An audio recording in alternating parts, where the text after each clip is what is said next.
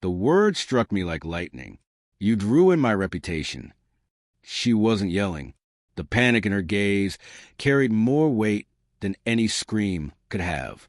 For a moment, I froze, questioning whether I'd heard her correctly.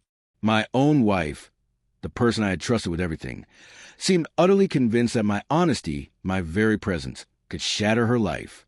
The room felt unnaturally still, almost sterile, as if time itself had paused to witness this quiet unraveling. I said nothing. I pleaded with no one.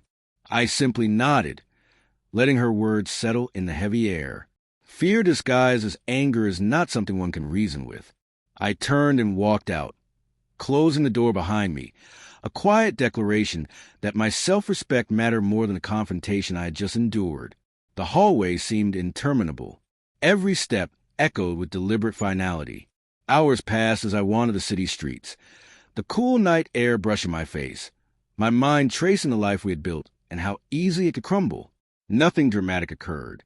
No sudden epiphany, no fiery speeches, just me, moving forward with quiet certainty. That night, I expected nothing to change. Then came a message. A friend of hers, someone I had never met, sent me a text with details I hadn't been prepared to see. Details about what she had said, the choices she'd made, the lies she had thought were hidden. My stomach sank, but a strange clarity emerged. Every suspicion, every inconsistency, every hidden anxiety clicked into place, forming a puzzle I hadn't realized I was assembling. As I read, disbelief mixed with resignation. She had tried to guard her image, to protect herself from judgment, but in doing so, she exposed everything. Every omission, every half-truth, every carefully constructed story unraveled before me. Yet anger didn't rise. Not the loud, boiling kind. Instead, a quiet understanding settled in. I had already stepped away before the drama could consume me.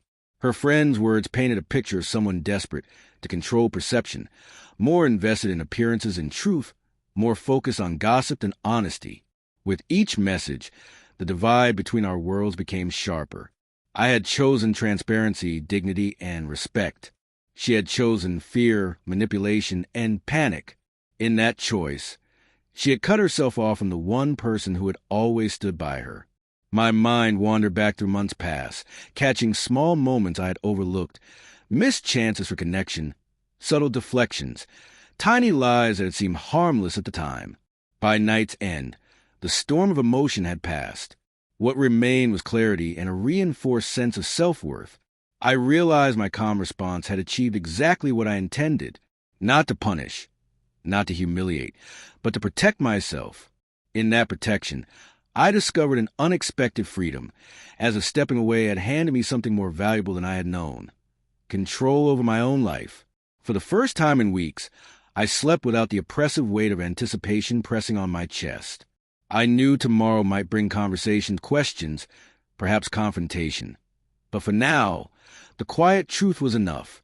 I had chosen integrity, and that was a choice she could neither dictate nor erase. The next day unfolded with the same quiet inevitability. I reached out to no one. No messages, no explanations. I allowed her choices to speak for themselves. It wasn't about revenge. It was about preserving my own peace. Yet word travels fast. Casual comments, mutual acquaintances, subtle hints, all began to form a pattern in her world. She had assumed that deflecting, leaving, and manipulating perception would shield her from consequences. What she hadn't counted on was that absence often communicates more than presence ever could. Over the following weeks, I observed from a distance. Nothing aggressive, nothing confrontational, just life moving forward. I returned to routines I had neglected, reconnected with friends, focused on work and personal growth. Each small act reminded me that my dignity was intact, and her attempt to control a narrative outside my life were meaningless. Then came indirect confirmations. Whispers from friends, messages from mutual contacts, eventually filtered back through the grapevine to her own ears. Shock, confusion, regret, all subtle, never explosive, but unmistakable. She had expected chaos, confrontation, perhaps desperation. Instead, she found calm resolution and the quiet truth of someone unwilling to sacrifice self-respect for manipulation. One evening, Reflecting on the month that had passed, I realized a lesson. Integrity and quiet resolve wield power anger and drama never can.